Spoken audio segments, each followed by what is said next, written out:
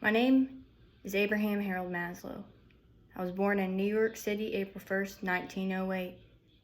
My parents, Rose Slotsky and Samuel Maslow, were Russian Jewish immigrants.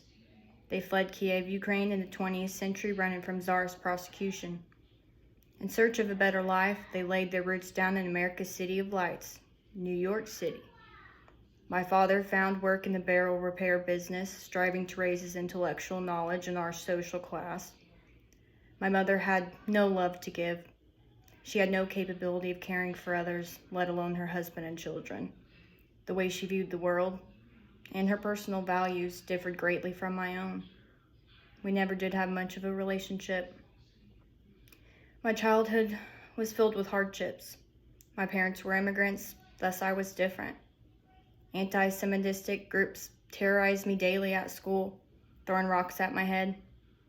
Depression took over my body at a young age, and I felt alone. Being a shy child, I found no one to talk to, and my mind was lost. I didn't know what my life was going to be, but I knew I was meant for something greater. The one positive priority I gained from my parents was their value for an education. Hiding from my life in the public library, I quickly grew a deep love for reading and learning. In any given moment, we have two options: to step forward in growth or to step backwards in safety. I chose to move forward. I was always a small man in appearance. I had a soft, inviting face complete with kind eyes. My confidence grew with my mustache. I was a man after all. I married my wife, Bertha Goodman, in 1928. We lived an extravagant life, complete with 2 children. In 1930, I received my first degree with a bachelor's in psychology from University of Wisconsin. The following year, in 1931, I obtained my master's degree, and in 1934, I successfully completed my PhD in psychology. Neglecting to secure a full-time job position due to the Great Depression and racial factors, I worked as a research assistant for Edward L. Thorndike at Teachers College, Columbia University, from 1935 to 1937. Shortly after, I began working as a teacher at Brooklyn College, and I stayed there until 1951. During my time there, psychologist Max Weathermeyer and anthropologist Ruth Benedict impacted my mind greatly.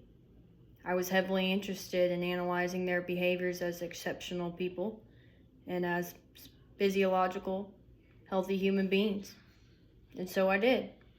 This was the beginning development of the basis for my theories and research on human potentials.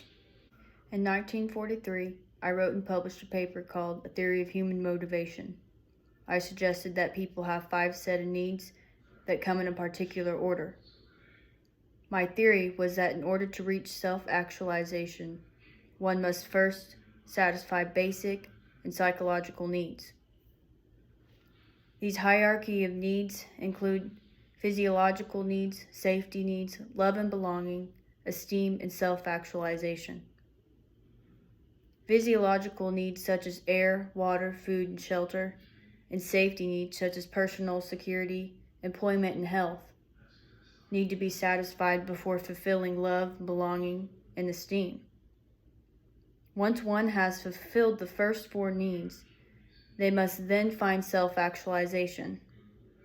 We as people are always in the process of trying to reach our true potential. My theory is a direct roadmap to finding one's true self. I wrote this theory as pure psychology, though it holds a main application in management theories today.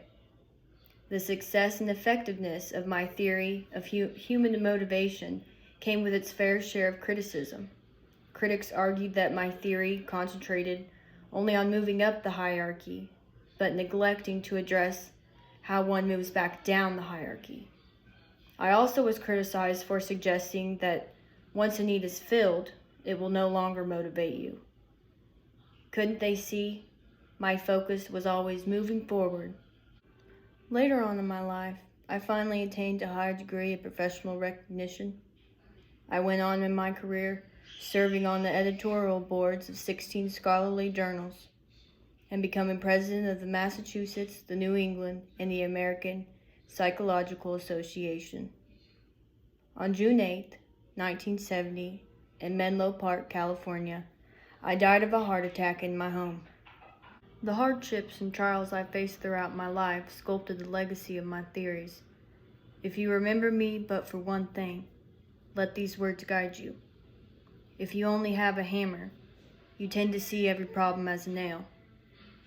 Thank you.